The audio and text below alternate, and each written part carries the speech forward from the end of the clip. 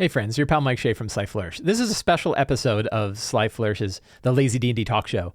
In this episode, we're shooting this at 7 p.m. Eastern Standard Time on March 1st, 2022. And this is the end of the month Patreon Q&A video. So we're going to focus exclusively on questions that have come in from patrons of Sly Flourish and answer those questions on this show for all of the remaining questions that we've had in the February Patreon Q&A. So every month, on the Sly Flourish Patreon, you can, I put up a post that says, let's have a Q&A. And lots of people post questions there. I answer them on the Q&A itself. I answer them on the Patreon post itself. Sometimes I will shoot a short video if I think it's a topic where this is like I get many good ideas from these that turn into articles for Sly Flourish or short topic videos. Many times I will cover the question in a talk show, and then some I only answer on Patreon. I'm this month, so I think it's tomorrow, I'm going to post the March Q&A post with a couple little stipulations about what to post there, including one question per person, trying to keep them a little brief, right? Just a little bit if you can. And remembering that even if I don't, I will certainly answer every question, but some of them I may only answer on the Patreon itself. I might not answer them on the show. I might not answer them in video. I might not answer them on Sly Flourish. That doesn't mean I don't love you. I still love the questions and I still want to answer them. And it means the world to me of people coming and asking those questions. It's really a great joy. It was one of my favorite things that we've set up with the Patreon is that Q&A. So I really love the Q&A. So we're gonna dive right in. First off, I want to give my disclaimer. I'm just a dude. Right? When I'm answering these questions, it's not coming from some mountain on high of vast knowledge. Like, we're all DMs. We're all trying things out. We're all experimenting all the time, hopefully, right? Hopefully we're trying things out. And so what I'm sharing are kind of my experiences, right? And unlike some of the things where I've done deep research in it to really try to understand how lots of DMs, these are off the cuff. So I'm just kind of giving my thought. It doesn't mean it's any better than anybody else's thought. I like to think of this as like, imagine you and I are at a coffee shop when we're enjoying a coffee and we're talking about this stuff, right? You're going to talk to all kinds of people. I've talked to all kinds of people that way. And you get lots of really interesting thoughts from people, right? Everybody's got good ideas. So keep that, right? This is not me saying this is absolute truth and, I'm so super smart about this stuff. There are parts of D&D I feel like I'm very experienced with, and then there are many parts that I am not. So keep that in mind. Many of these are opinionated, many of these come in one angle, all that kind of stuff. Just keep that in mind. The other thing is we now have for patrons, a Lazy D&D Talk Show video topics database. This is a Notion page. I have a sample of this page right over here. And I did a search for Pointcrawls. This has all 500 topics of the talk show, including all of the Patreon questions. And you can click on any one of these. You can for patrons of Sly Flourish, if you go to your main rewards page on the Sly Flourish Patreon, it is now linked in that page. It'll also be linked in the Q&A post that I put tomorrow. So if you can't find it, you'll see it tomorrow. But every one of these, if you say, "Oh, player world building, what's that like?" You can click that link and it jumps straight into a video. It jumps right into the video for that particular subject. So if you want to see all of the other patron questions that have been asked, they're all here. And you can search it, right? You can do a search and say, what has anybody talked about starts? We'll say start, right? Restarting all adventure, non-combat strong starts for adventures. So, it's a great way to check that thing out. That was something I put together this past week. I'm very excited about it. And that's a great way to see all these questions. All of the questions you're seeing tonight will be when this video is posted, which I think will be next week. It'll be the second week of March. All of these topics will be added to that database and you can find them all. So let's talk about some questions. Let's dive into some questions. Tim B. I have a player in my game who's extremely mechanics focused, often at the cost of any role playing. He often chooses the custom lineage race option from Tasha simply because it offers a free feat and a good stat boost without giving any thought as to who his character is or what they look like. As a very story-focused DM, I found this challenging. How do I write story hooks for a character with no backstory? The question is, how do you personally handle players who approach the game very differently than you? And is it appropriate to expect them to conform to your style of play? A lot of it depends, I think, on the agreements that you have at the table. I realize, and I think a lot of people do this, I don't think I'm the only one, that a lot of it is like session zero, right? Like session zero is the ultimate solution to everybody's problems. You should be able to carve everything into session zero. And that's not really true. It is a nice tool. Sitting down before a campaign and trying to make sure everybody's on the same page can really help. But also in this case, you've got a player who wants to play the game a certain way, right? And that's not wrong. They're not wrong about how they're playing the game. They are enjoying the game the way they want to enjoy the game. The question is the way that they're enjoying the game taking away from the joy of other people, including you, right? Is their way. So like if somebody's really mechanics focused, but their character's okay and it's pretty balanced and they just, if they're not dominating combat every time or they're not getting really bored or they're not disrupting play, I think it's okay to kind of let them be who they want to be, right? If they focus that direction, that's okay. I do have some players in my games that are mechanics focused, right? And they multi-class a lot and they definitely tweak things. And they dip into fighter or dip into cleric so they can get like heavy armor mastery, even though they're a sorcerer. And they do stuff like that. They've got certain things that they want to do that mechanically help them out. But even when they do that, it doesn't really disrupt the game. It hasn't meant that I haven't been able to give them a challenging fight or that they've always been steamrolling through every encounter or anything like that. And in that case, we just go that way, right? It's okay. Some players are more interested in role-playing than others. Some players are more interested in the mechanic-y side than others.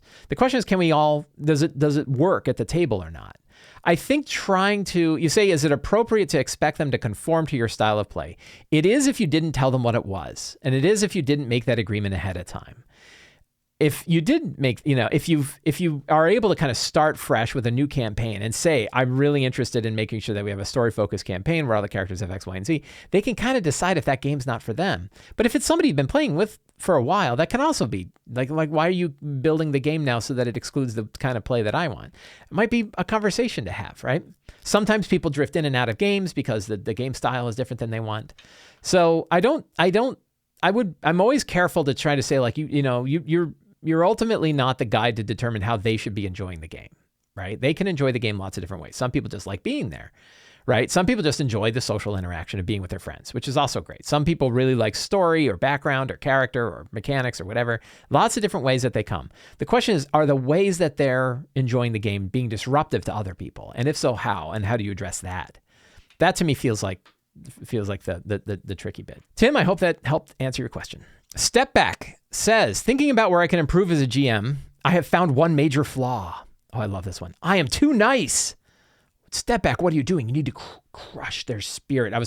Last time I talked about letting them play their style. No, you want to crush their joy. Just squeeze it out of them. I am too nice, and it lets my games not feel much like a challenge. That's different. How do I swallow my Canadian instincts and make my games the challenge it needs to be fun?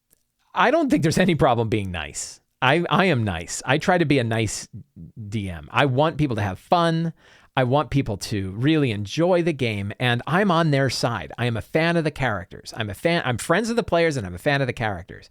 That doesn't mean they're not going to face a challenge, right? And I think we've all talked here about how to do challenges. Like, go ahead and, if it makes sense, turn the fire hose on and throw 3 times the deadly range at monsters if it comes out. So the detail, I think, matters. How do you swallow your Canadians? I mean, if you're talking about like turning the dials or straying away from character death when it clearly would have happened, like that's something you really want to think about. But that's different than like being nice or being mean, right? Like I say this and people don't believe me, but like I'm an antenna for the story that's happening. I'm a vehicle, right? I'm a vehicle for this story. I don't make things happen. They happen, and I'm here to kind of shepherd them, right? So sometimes hard things happen, and it sounds like BS, right? It sounds like BS the way when Stephen King says the book's already written and I'm just carving, or they talk about sculptors and the sculptor's like the statue's already in that block of marble. I'm just helping it escape, right? Or Stephen King saying I'm plucking these ideas and transmitting, right? Kind of.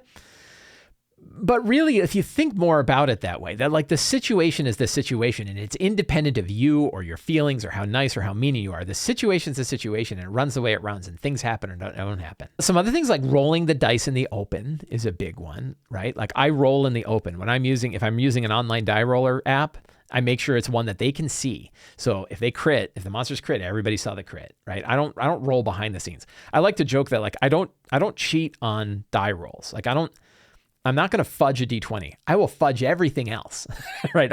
Everything else is fudgeable. The number of hit points, number of attacks, how much damage they do, number of monsters, all that kind of stuff. I'll fudge all that. I'll fudge reactions. I was thinking about a monster that I'm probably going to run tomorrow, right? And this monster is really, really hard for the level of the characters. And it has a multi-attack that's brutal. And I'm like, that doesn't mean he has to multi-attack. I think he's just going to attack once. And I was thinking, like, he might attack once, and then if he misses, attack again. But he's not going to attack twice because he's having fun, right? This particular NPC is like having a good time. So like that you kind of think about. But putting yourself in the heads of putting yourself in the situation, putting yourself in the heads of the monsters, and acting as they would act, I think can kind of help sort of hedge the are you hedging? Are you holding back, right? Are you being too nice in that, they're in deadly situations? But the other one is like being nice. Being nice is not a sin. Being nice is, we want to be nice. We should all be nicer. Yeah, Scipio knows. Agdon, right? Agdon Longscarf. Badass. A little hard for level 2s. But not a surprise given how WotC handles low-level characters. Luciano N. Do you limit turn time of your players in combat? What could we do if players take too long to decide their actions? This is tough. And there's some big things you can do, right? That help. But not everybody wants to do the big things. But I'm going to state them because they really matter. You want to have shorter combats, have fewer players, right? Instead of having 7 players, have 4, right? I was talking to somebody who's like, I never have more than 3, right? So, have fewer players. Number one way to keep your battles short. That's not practical, right? That's like, oh, what are you telling me? I already got 7 players, 6 players, or whatever. First of all, you really want to think hard about having 7. I'm not sure you want to have 7. Other things you can do is stay at low level, right? At like going tier 1, combat goes pretty fast. Tier 2, it starts to slow down. Tier 3 and 4, it's going to be slow. And if it's going to be slow, just let it be slow, right? That's okay. If everyone's having a good time and the battle takes 2 hours, that's okay. I've run scenarios at the end of campaigns where they're in tier 3 or tier 2 to tier 3, and I've let them have big fights, right? The other tricks are like if I preach the same things sometimes a lot. Theater of the mind is fast, right? And it's fast because there's not a lot of decisions to make. There's not a lot of tactically movement. You're just saying like, there's 3 guys in front of you. What are you going to do? So using and I know like a lot of people are like, no, I really like the grid. Try it for small battles. First of all, run easy fights. I talk about this too. Run easy fights. Don't run every single fight as an attrition to take away the resources of the characters. Don't worry about that, right? Run easy battles, like run 2 drunken hobgoblins, right? My personal favorite. And those battles go fast because it's not hard to kill 2 drunken hobgoblins, and they open up a lot of interesting options that might not be combat. So that's really interesting too. But okay, let's put all those aside. So fewer players, lower level, faster battles, theater of the mind. But I know what you're saying. I already have 6 players. We're already level 13. We like the grid, and they're so powerful. I need to really do attrition. So what do you do then? You can, again, talk to them out offline and ask them. There's some dirty tricks that we use, like make sure to call ahead, make sure everybody can see initiative, and always tell the next person they're on deck. If they're a little slower, ask them like, hey, you're on deck. You might want to think about what you're going to do given the situation. Sometimes players have decision paralysis, and pushing them doesn't help, right? I've seen this where people are kind of indecisive, and you're kind of like, you push them a little bit and it just makes them more nervous and less decisive. That's a trick to deal with. But offering a couple of options, if they're willing to, saying like, it's your turn. Do you want to run up and attack? Do you want to sit back and use your bow? Do you want to cast a spell? Maybe you want to use this thing. If you look at their sheet and you know a little bit about the character, you can offer a couple of optimal options given the situation. That can speed things up. I've heard of people using, and I used to do it in the 4th edition days, of using an egg timer or something like that. You can do that. I don't think that helps really. I'm not big into it. So Luciano, it's a tough problem, and it's a problem that many people have. So I hope that answers your question. Joshua B. I have a druid player who makes great use of the conjure animal spell. I remember this one. This is about the octopus. Druid player makes great use of the conjure animal spell. That's good, and I'm happy. But his use of the giant octopus in particular, I find very frustrating as a DM. Its ability to grapple and significant amount of hit points makes it a pretty powerful opponent. I've thought about taking away the spell and having him use the Tasha summon spells instead, as you recommended in a recent podcast. I do like the new Tasha spells. The new Tasha summon spells are definitely better. But I also feel conflicted because he's using his given spells and abilities well, and I don't want to punish him for that. Should I just plan on this bloody giant octopus being present in combat? How would you handle it? It's a good question. Like, is he doing it all the time, right? Is that giant octopus showing up all the time? I thought that there were some limitations, but I think I got corrected on this. So we're going to take a look at the giant octopus. First of all, did they see the giant octopus? Because I think it's a monster they have to see. But you don't want to, if they're already doing it. This is more for people who, where this is a problem. The giant octopus is challenge rating 1, 52 hit points. So I wonder what level they're summoning it at. It can only make one tentacle, but it restrains. That's pretty good, right? Octopus can breathe only underwater, but it can hold its breath for up to 1 hour, right? So one thing, it is concentration. Ranger Sierra says, hey, keep in mind it's concentration. So if you poke the summoner, it's going to drop the octopus. That works. This is one of those tricks where like it's fun the first time and it's fun on occasion. It's not fun if every battle they're pulling out the giant octopus, right? It's kind of a fun thing to do once in a while.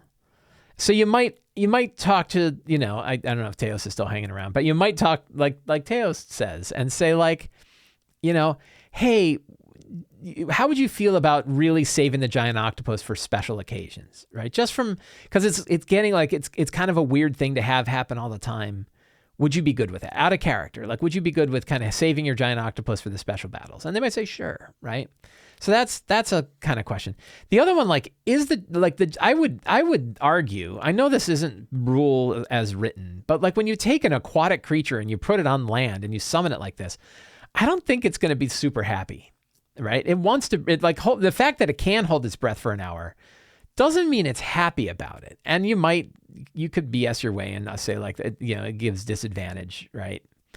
The ink doesn't really work because it doesn't spray underwater, right? If ink cloud extends it all around of octopus if it's underwater, right? And if not, it doesn't really do anything. It's squirt on the ground. So, I would talk to them about it. And if they were doing it, if they did it, if somebody new is doing it, I might say like, I get it.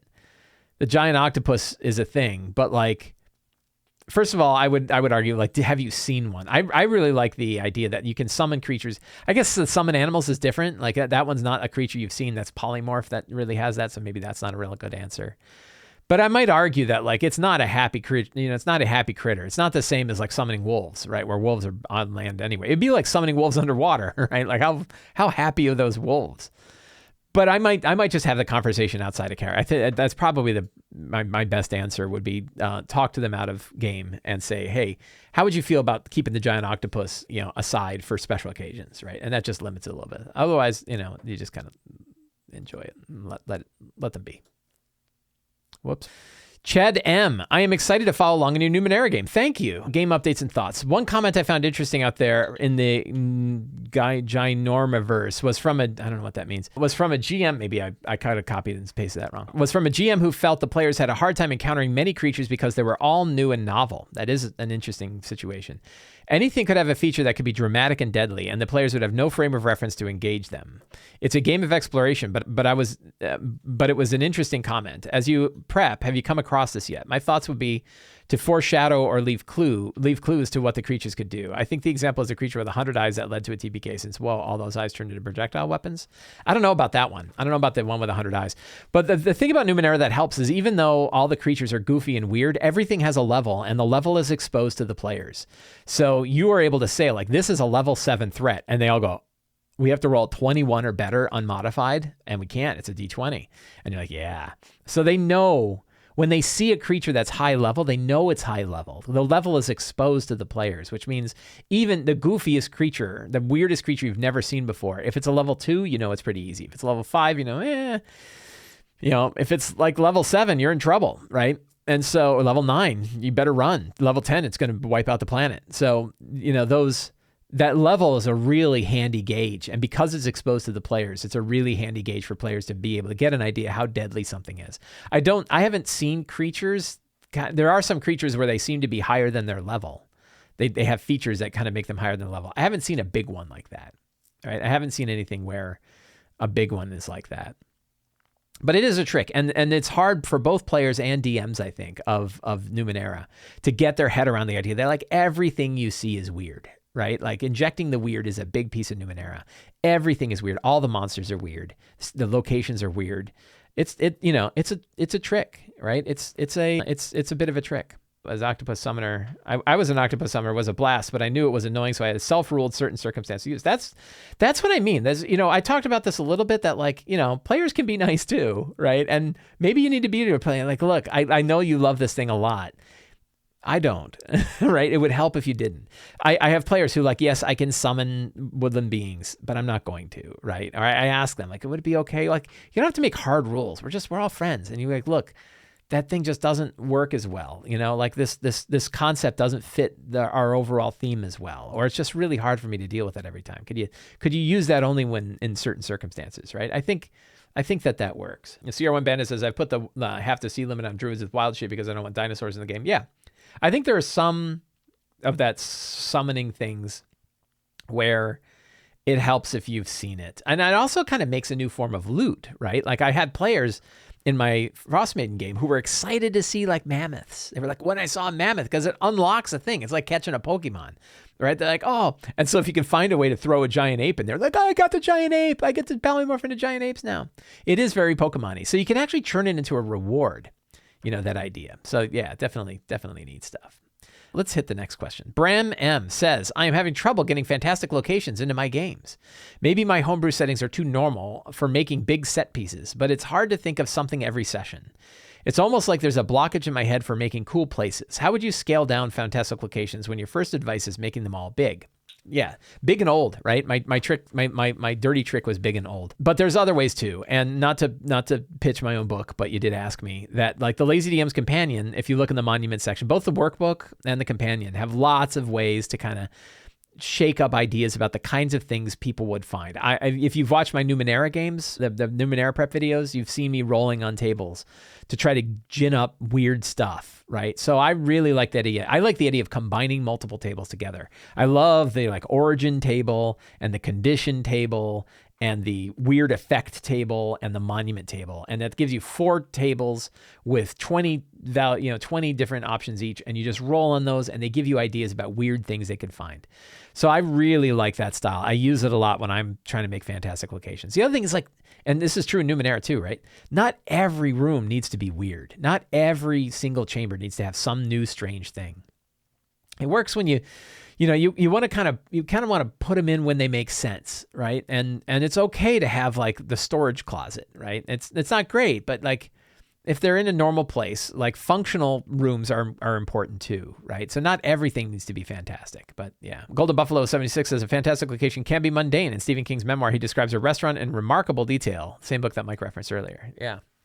So, you don't always have to be fantastic, but if you're having trouble with it, I do recommend, I really like the monuments table. I have them. I have the monuments table in both the Lazy DM's Companion and the Lazy DM Workbook because it's a powerful tool, and that using random tables to kind of shake up your mind. And then what I do is I do them during prep. I get a few of them. I kind of write down and think, well, what does that mean? Or what's the cool bit about that? And I go with that. So hopefully that helps. That's a way to get out from just old and big. But bold and big. Connor Y says, the group I am running in has been playing online ever since the virus. I got some interesting things we're going to talk about on Sunday, in Sunday's show, about massive shifts in people that used to play in person that now play online. And that it was a dramatic shift, a bigger shift than I've ever seen in any poll I've ever run. We've worked out most of the kinks in online play, but we still have trouble regarding talking order. Ultimately, I believe the DM is the first priority when talking online or not, sure. Though I often start speaking, I need a second to gather my thoughts, and a player misinterprets that pause as the conclusion of my dialogue.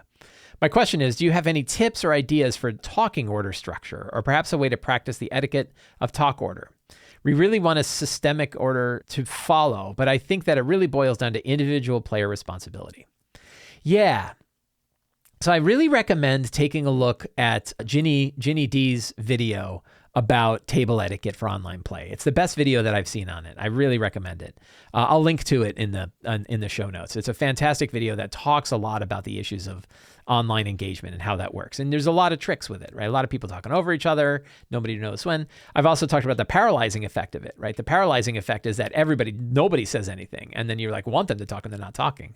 So the idea of calling on particular players. I think if you think you're going to get into a section where you're going to have a pause, say, you just let them know, right? Like, I don't know how you say it exactly, but come up with a good thing that says like, hey, stay quiet until I'm done with I'm going to describe something. If you guys could hold on for a second, I'll let you know as soon as I'm ready to get the feedback, and let them know, like, just stay quiet and talk. You could also, a lot of my players have kind of figured out on their own to use the text chat to talk, right? And you can watch the text chat and they can talk in there while you're talking, and it shouldn't interrupt. The problem is sometimes the people are reading the text chat, they're not listening to you. That's an issue too. So I would, you can come up with a system. I think probably just notifying them when it's that time. I remember that when I was on a talk show for podcasts, we used to have this thing where in the text chat, this is on the talk show, was on Jeff Griner's show. I forget which one, but Tracy Hurley was on it, and Jeff and myself, and usually Sam or somebody else would be on it. We would talk. And because there were like 4 or 5 people, talking over each other would be really hard. And we used to have a thing where we'd say moo, right? And moo was like taking turns in talking. So you could say like, next. Just say like in the text chat, if you want to say something, say this. And then I'll call on you down the row, right? I'll say like, yeah, Jeff, what do you want to say?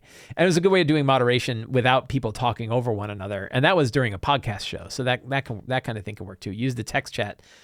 Say like, if you have something you want to say, just put a mark in the text chat and I'll make sure to call on you. And that way they have an order to talk. So I think that can help. So Connor, I hope that helps a little bit. It's these are tough problems, right? If you're not coming, you guys aren't going to come to this show with a bunch of easy problems. Savannah P says, I'm currently running a sandbox style game, or what will be after they finish the starting adventure. I really like the idea of using Pointcrawls for exploration and wanted to know your thoughts on how big you think they should or can go.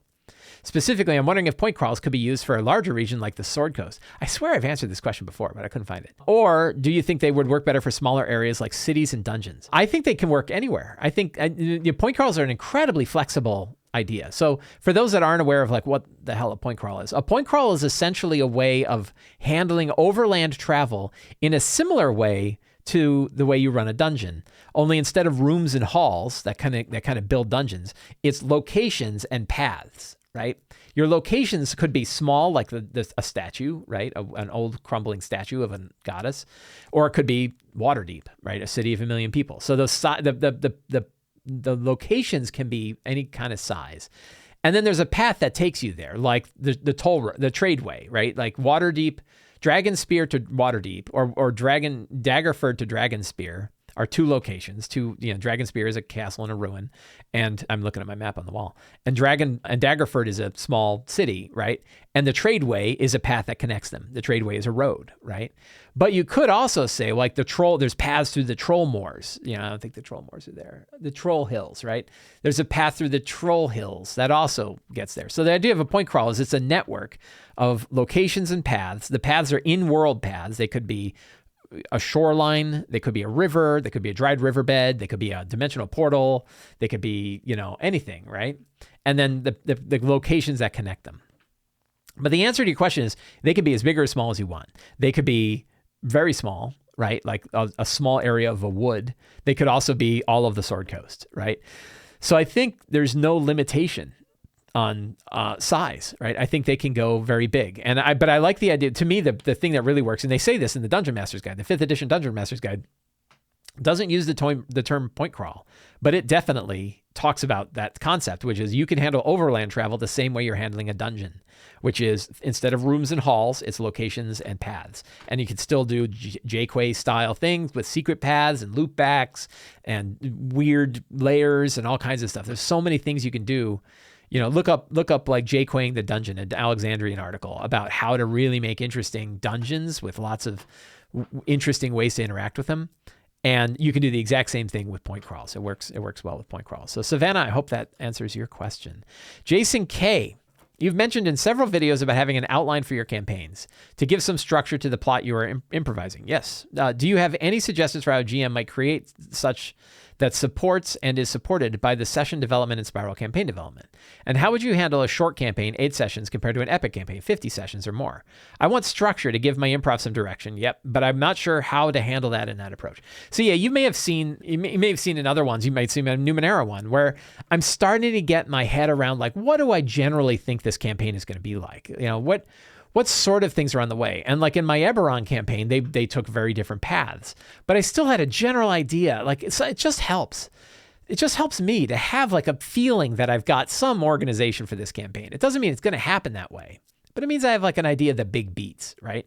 So keeping like that small focus on, keeping a small focus, just a small list, like an easy list. I like to think of it like locations. I'm a big locations work well for me as a model. Like instead of plots, I like to think of places that they're going to go to or places I might visit. And that gets into that whole idea of finding places that are appropriate for the level of the characters, right? You don't want to send them to the plane, to the City of Brass and the Plane of Fire at level 3. I mean, I'm sure people have done it, but that's probably better for tier 2 or tier 3 or tier 4, right? Like why, the old ruined watchtower that's outside of town, that's not a 17th level place to go, right? So you can sort of break down and say, like, for my campaign, how many locations do I want? And if you think about a location as being like 2 or 3 sessions, so you say if it's 8 sessions or less, that might be 4 or 5 locations they'd visit, right? And what are those 4 locations going to be? And who's there? And what's going on? And is there a general plot? And that's when your idea of the villains come in. Like, who are the villains? And what are they up to? And what goals do they have? And what plots are they unhatching? And how those relate to the locations.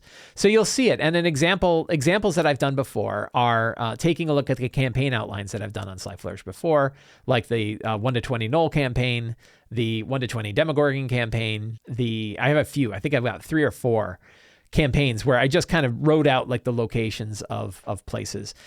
You also don't need to fill them out as much as I might have done on those sites because I'm handing those to you and you're just working for yourself. So, just having a list can help. But I think it still supports spiral campaign development because you're really focusing on the characters here and now, what they're doing. And that list is fuzzy. Nobody's seen it yet. You can throw it away. Right. So I think that works. So Jason, I hope that helps. Sam M says, I have been pondering over the topic of player agency, specifically how to run a fight where 1 or more PCs could be turned against the party with something like dominate person and monster. I know you've talked about modifying the vampire charm person to be just the charm person making the attack or another action as opposed to being fully controlled. But what I'm wanting to see is if it is possible to have the player be wholly in control of their character while also turning against the other players. Maybe this is more of a skilled role-playing sort of issue. It really depends, right? And if you're going to do that kind of thing, it helps to, pause for a minute, right? This is a good opportunity. If you haven't covered this in a session 0, if you haven't said like, hey, how are we going to handle domination? Some players just hate to have their characters controlled like that. And they also don't want to attack their friends.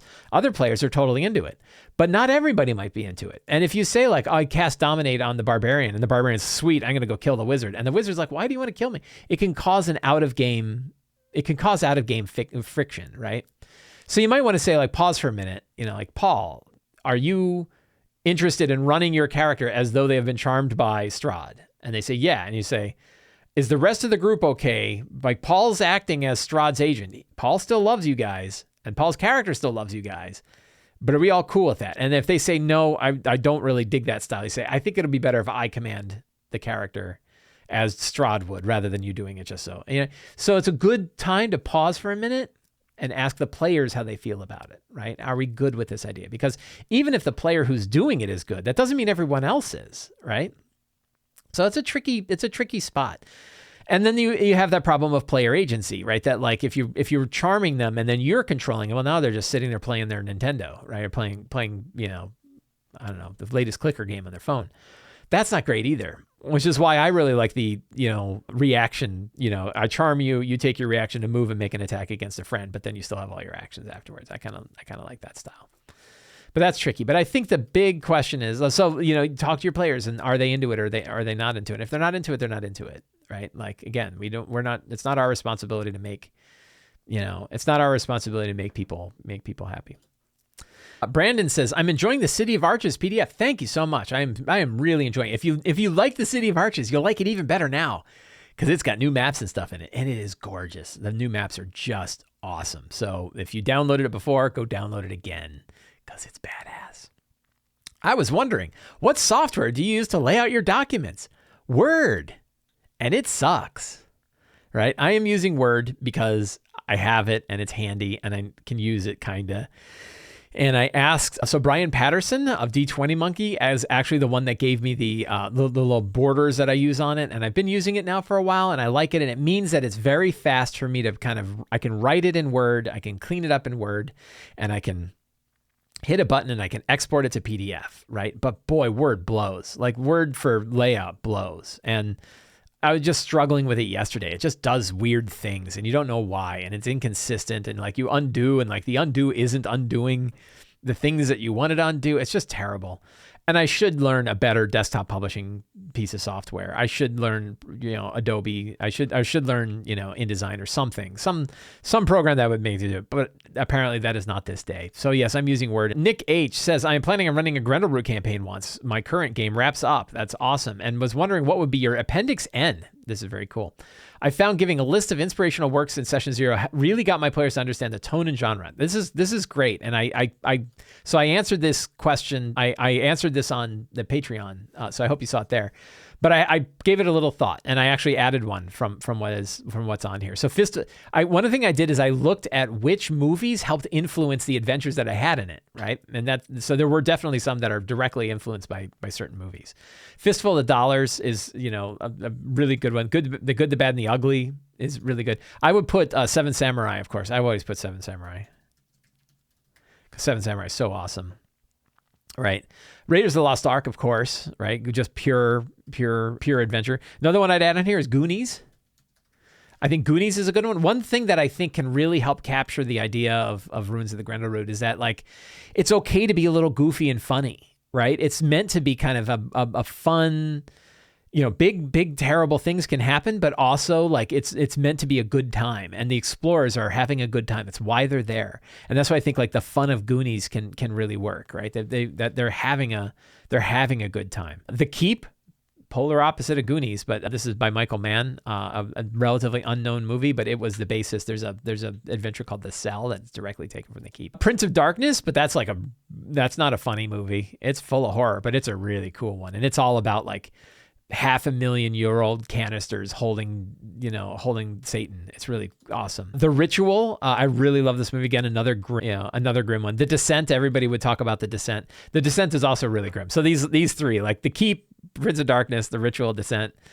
And then I'll put Time Bandits at the end, because I think Time Bandits also has this sort of, like, whimsical kind of fun fantasy where everybody's having a good time, right? So those would be my appendix. Those are all movies. Those are all movies that I really like. So Nate, I hope that gives you some. You can kind of pick ones on here. I think doing The Keep, Prince of Darkness, The Ritual, and The Descent are all pretty rough. So I might pick one of those that you might like instead, because you don't want to kind of ruin.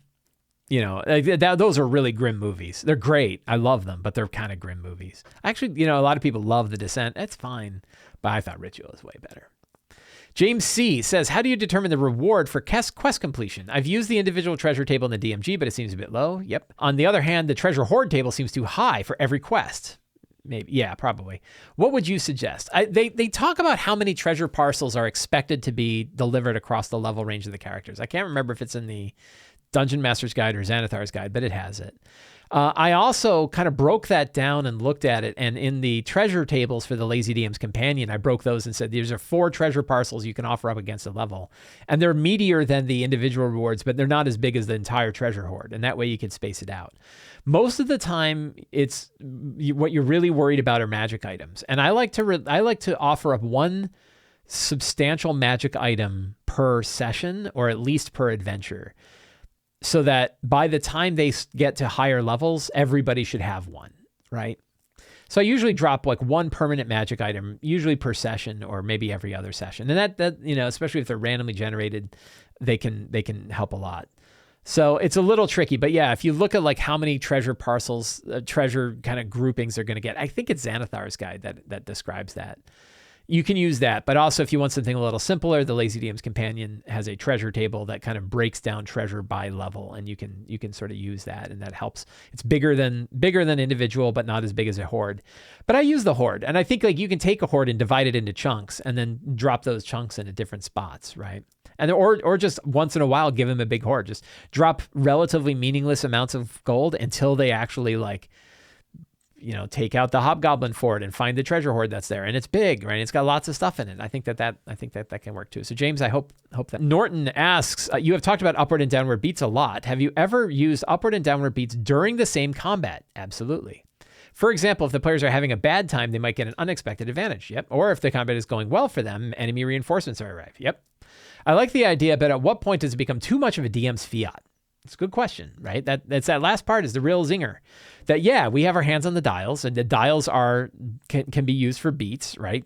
Enemies can run away, more enemies can show up, enemies start hitting harder, enemies hit lighter. We tweak the hit points if it's going easy.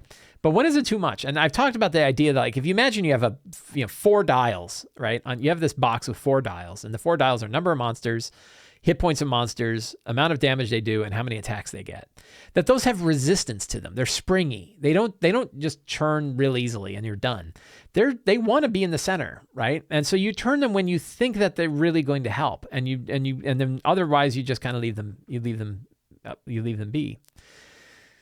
I think if you're running certain battles, it's the beats, like you don't want to overdo the beats. I've talked to friends about this, about the dangers of worrying too much about beats, which is like if you're constantly worried about it and constantly churning them, it's too much.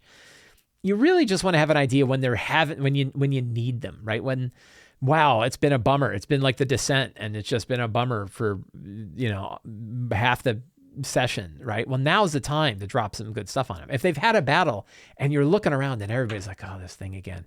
Well, that's maybe the time for something good to happen. Or if they're just steamrolling your boss battle, well, that's when you're like, maybe I'll turn it. And you can do a little bit of prep ahead of time to kind of figure out, like, if things go really easy for them, what might happen? Or if things go really bad, what might happen the other way? If you think that's a possibility. And then you can keep those little beats on hand and drop them in if you think it's right for them. But yeah, you don't want to worry about the beats too much, or it becomes too much like, oh, they're just waiting, nothing matters, right? That like, there's never like a perfect, one or the other. It's always a balance in all things, and a balance when you're using the beats as well. But yeah, can you use them during combat? Absolutely. I think they work best if you have a couple of ideas about how it's going to change during the fight. If you have a chance to figure that out before you actually run the fight, that can certainly help. Dominic says, in a recent game, the Druid wanted to do some shopping.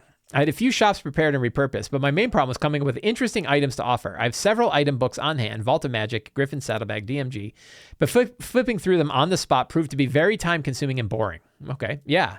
Do you have any lazy tips to pick an interesting selection of items across several books to fit a theme, i.e. Druid or Assassin?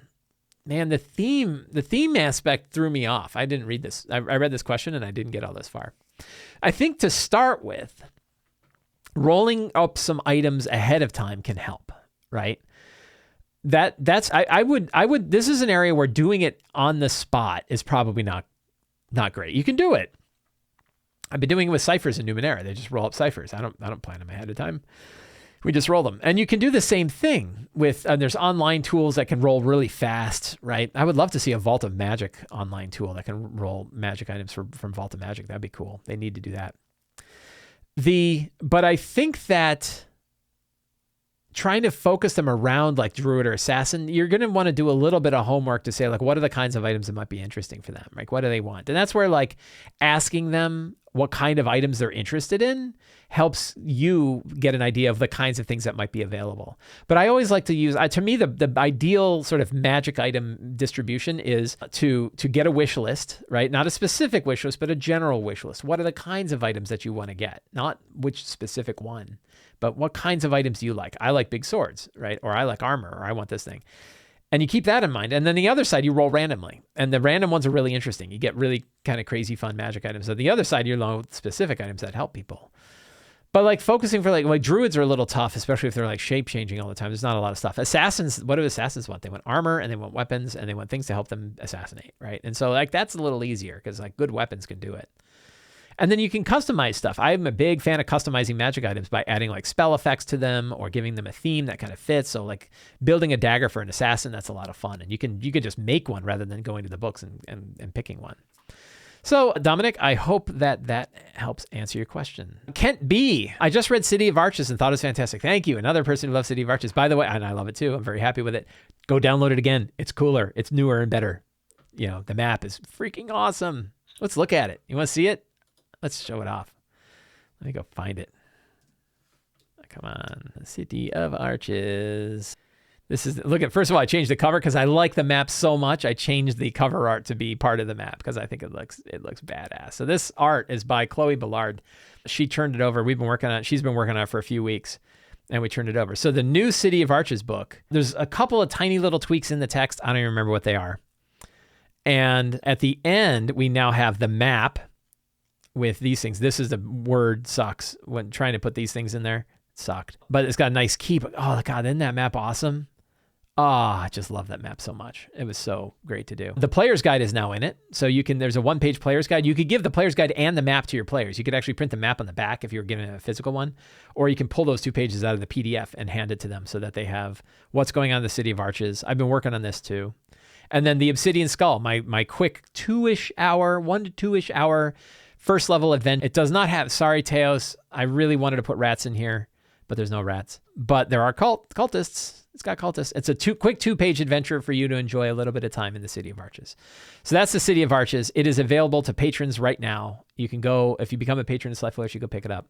So thank you for bringing it up. So Kent B says, I just read the City of Arches and thought it was fantastic. Thank you. I've been working on an original D&D city for my group, but I feel like I've created a lot of info that has just kind of sprawled out of control. That can certainly happen. City of Arches and Empty Black's Iskandar, which is also awesome. Empty Black's Iskandar was also something that influenced me to do City of Arches. I was like, I love that and I want to do something like that. Has been extremely helpful examples for how to take something large like a city and condense the information down to something manageable. When writing it, did you learn anything new about creating a fantasy? Did you have any tips for people who might want to write up their own City of Arches? Wow, you've already turned it into an abbreviation, COA style for their campaign. I do. I'm gonna harp on one thing. I'm gonna offer what I think is an important tip. Teos and I don't know if Teos is like hanging around. He's like, I don't have time for this anymore. Oh yeah, Teos is still here. Yeah, sorry man, no rats in this one. There will be. Don't worry. I'll make sure we get some rats in the City of Arches. So Teos loves rats. Spoilers, he doesn't love rats. Oh, I lost my train of thought. Talk about Teos. Man, that's a bummer. I'm sure it was a really good thought. Now it's totally gone. Oh yeah, so the idea is like there's a difference between being a D&D designer and being a DM. All DMs are kind of designers. We're all kind of designing stuff all the time. But I think a lot of times, especially if it's easy to get lost in the I'm making a product for other people versus I'm just making stuff for my game, right? If you're just making stuff for your game, you don't have to do nearly as much work as putting out a product for other people, right? I would not expect anybody to put out a 14-page city book, although I imagine a lot of people have them. Putting out a 14-page city source book for their city, for the game that they're running. You could do it on a 3x5 card, right? Just what are some interesting places that they're going to go find, right? And it's your city, it's in your head. You don't need to make a book, right? I need to make a book if I'm giving it to you guys because I'm not there at your table. But if you're at your own table, you don't need to do all that. So there's a difference between the amount of work you need to do for your home game and the amount of work you need to do to make a product for somebody else. And I think it's easy for people to get lost in that because they aspire to publish something. A lot of people aspire to publish something, right?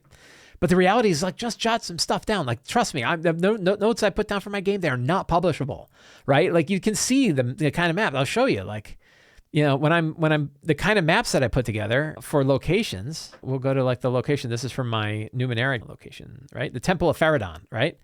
So what did I do? I grabbed some art that I took right from Monty Cook Games because I love the art. And I was like, ooh, that's cool. I took a map from Dyson. I didn't even annotate it. And I just jotted down who are some inhabitants. I went through the monster book and picked some out. What are some locations? I rolled some dice and came up with some interesting locations. What are the situation? What are some goals? That's all. Like I could not hand this to somebody else and they could run an adventure with it. They'd want more, right? But this is enough for me. It's all I need. So that's number one. So that's the first thing I would offer is when you're making a city for your own game, you don't have to write it up like it's Iskandar or the City of Arches or I don't know, Tolis, right? Oh, 1,100 pages. So I can write my own or 700 pages, right? For Monty Cook's game. So that's one. Things I learned, there were things that I really wanted to bake into the philosophy and I'm not even sure I was really great at it, right? I don't think it nailed it exactly the way I wanted to, which is you can build your city around the characters. What are the locations of the city that matter to your characters? Where does your barbarian want to go? Where does your bard want to go? Where does your cleric want to go? Where does your rogue want to go? Focus on those places. What are the places you think they're going to want to visit when they go to a city? Start there. Don't start with like everything else, right? Like if you don't have paladins or clerics, you probably don't need to worry about the temple, right? So focus on the characters and the places they want to go, what's going to matter to them. That's one set of locations. And again, you don't need to fill them out too much. Just have them. Make them interesting. Put some interesting NPCs there. But, just focus on the things that the characters are going to use. And then how are they going to get involved in adventure? Like what's going to draw them in to make them do stuff? So then you might need other things. Could be as simple as a job board, right? I really like Dragon of Icespire Peak. in that it has a job board. And like maybe there's a job board, right? Maybe there's a guild of adventurers that are like, hey, we have jobs, right? For adventurers. You're adventurers, you want to go on jobs? So what is going to draw them into adventure? What places need to be in the city that are going to draw them into adventure? And then there's a little bit of like, what are the basic infrastructure? They need a place to sleep. They need a place to eat. They need a place to go buy pythons, right? So what are the places that they have to have in the city that help them, get what they need out of a city so that they can go in there, right? Yeah. Red Bull True says, I need snacks, right? So where do they go buy snacks? That's important, right? So I really wanted to focus that down when I was making it. And I said it in the City of Arches. And then I realized like I made a lot of stuff. And so I went back and actually revised it. And I added more sort of character driven locations. So like one of the places in here, where is it here? Right? I added a Druids Grove. I was like, there's a lot of like Druids and Rangers and stuff. And, I had a player who's like, I really don't like cities. And here I am in the city. I'm like, I've got a place for you called the Sunset Grove, run by Grayson One Eye, right? He's this wild, unkempt Druid who tends the Grove. The Grove is a weird, bigger on the inside kind of grove. So you could go get lost there. And there's this ancient archway. And the archway is doing something to the area to make it a more wild and everything else.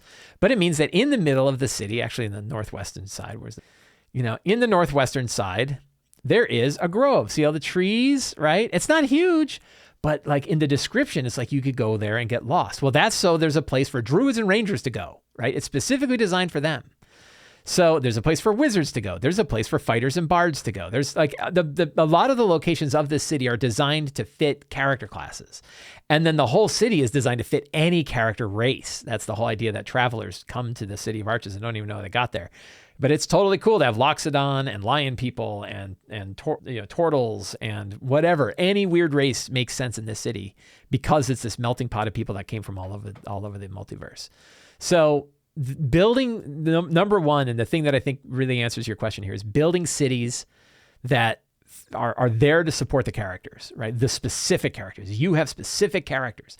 Build the city for those guys, right? So Kent B, I hope that helps.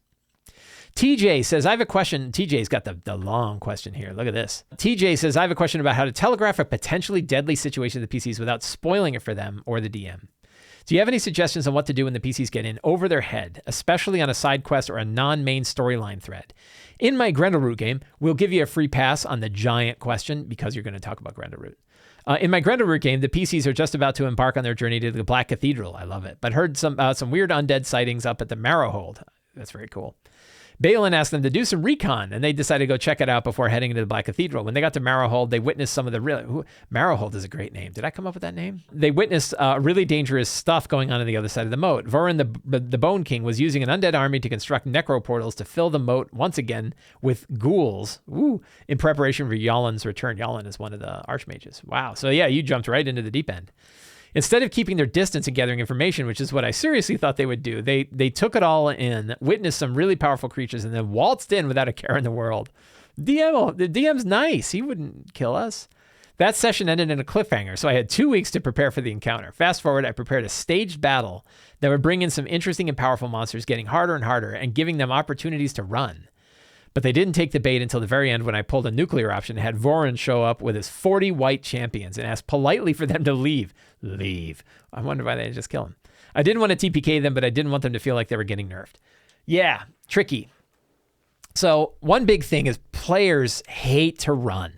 There's a few things players hate. I think I've talked about this. I should do a video about this, right? Things players really hate. They hate losing their stuff. Right? They'll never forgive you for losing their stuff. It's just people do not like to lose their stuff. These are things players hate that DMs sometimes do, right? And one of them is losing their stuff. Oh, you're all captured and all your loot's gone, and now you got to go get your loot again. Well, that sucks. I already went through the trouble getting it in the first place, and now you're going to make me go earn it again? That blows, right? So don't take their loot. Just try to find another way, right? They hate when monsters run. We were talking about this and on Discord, and I think it showed up. It was a video or a question or something like that about, players hate it when monsters run, which is true if they get away. You know what they do love? Making lots of opportunity attacks against monsters that run. So if you're going to have a monster run, have them run and provoke, because then you get to beat the hell out of them. And they probably won't make it because they're going to get hit 4 times, right, on their way out. So that, to me, you can get away with having monsters run if the players get to use opportunity attacks to go beat the hell out of them on the way. But if they get away, it still sucks. And they will chase them to the end of the earth, and you'll never get out of that scene. You'll be like running across tunnels for 10 years because they're like, I'm catching that goblin. I don't care. I don't want him getting away. And it just goes on forever. So they hate that.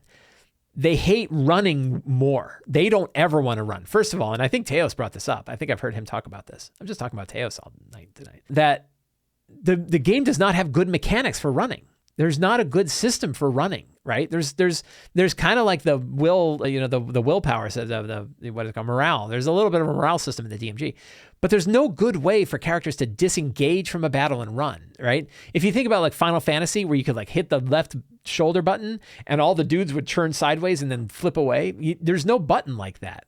DM David had this on today. That's right. DM David was writing about this article, and he quoted me, which is awesome. Right. And then I was thinking about it. I'm like, yeah, except the difference is opportunity attacks. But it's true, right? So players hate running, which means you really don't want them to get in a situation in the first place.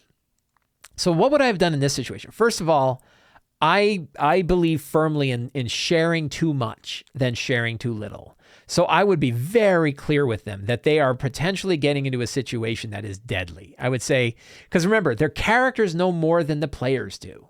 The characters see the stuff. They're living there. It's their life and death.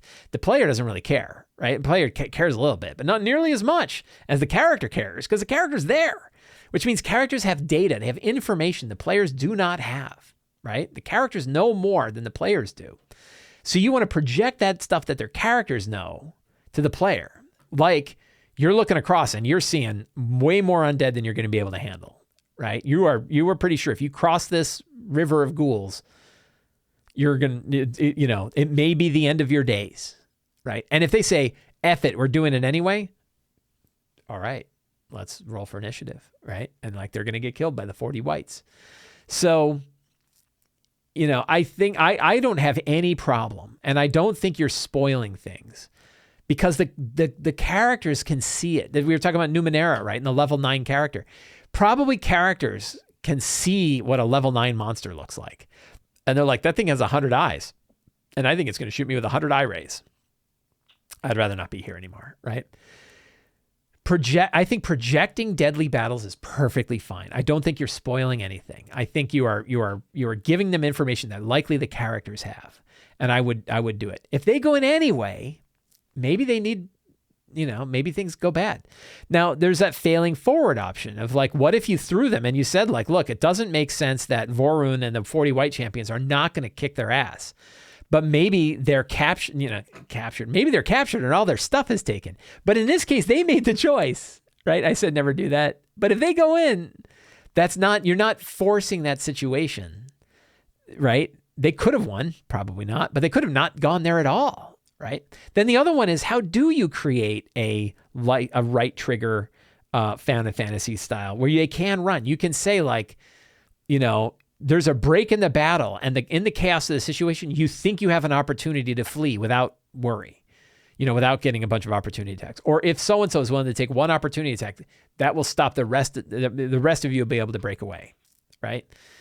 Give them that chance so that they can say, go. Calicverse says, like in EverQuest, it cons red, right? Like in MMOs, they do this. In MMOs, like, you're right, things conned red in EverQuest, and in World of Warcraft, they have little skulls, right? And like, you couldn't even hit them. Like you'd swing and you're just missing, right? Lots of games have this. And it's to help, right? It's to give you, the player, information that likely the character would have, right? So I'm hoping that helps, right? I think those are a few tricks. Lean into telling them, right? And really say, like, be serious to say, well, let's pause for a minute. This is a deadly situation for your characters. Like that, Balin expected you to get recon. You've got that. If you go across, it may be the end of this party, right? I just want you guys to know that before you go across. You can do it. I'm not going to stop you. But those foes are beyond, choose among yourselves, right? Then you've warned them. And if they say, yeah, we want to go do it. Well, then it's like, Calicverse has got me. It's like going into the plane of fear in EverQuest, right? Like they built the plane of fear There's a little EverQuest lore for you. When they built the Plane of Fear in EverQuest, they said, we built a zone in this MMO. We don't expect anybody to go there, and we certainly don't expect them to survive. And they were right. You'd walk in there, and early in the EverQuest, people just got their asses kicked, right? And they lost all their gear, because back then you lost all your gear in EverQuest, and they lost experience, and they lost levels, and they lost gear. And it was miserable. Like, it was a miserable place. Going to the Plane of Fear in EverQuest was miserable, but you went there because it was a dare, because the developers put it there to dare you to go, and you went there anyway. And I didn't think the loot was particularly good, but boy, people went there. Project the difficulty. I think it's perfectly fine. So TJ, I hope that helps. Thank you for running Ruins of the Grendleroot. I'm glad you love it. I love that adventure to death. And it makes me really excited, and it hits me in the heart region when I hear about Marrowhold and the Bone King and all this stuff. Yalin coming back, really, really great stuff. So that is great. My friends, we have covered all of the questions for February of 2022. So I want to thank the patrons of Sly Flourish in particular for asking these questions and for supporting this show and for helping me do all that I do in here. It is a great joy of mine to do it. And I thank you all. If you want to see a full list of all of the Patreon questions with little links to the clips so you can go to each one and you're a patron, on the patron page and the rewards page, there is the database where you can go to the database and you can click it. And it really works out. I hope you enjoyed this. If you did, you can help me out mostly by becoming a patron of Sly Flourish and asking questions like this. You can also subscribe to the Sly Flourish newsletter and get new articles to your inbox every week. You can subscribe to my YouTube channel and get alerts whenever a new video goes up. Or you can pick up any of my books, The Lazy DM's Companion, Return of the Lazy Dungeon Master, Lazy DM's Workbook, any of the other books, Ruins of the Grendleroot, all that sort of stuff. Thank you very much for watching the video. Have a great week. Get out there and play some D&D.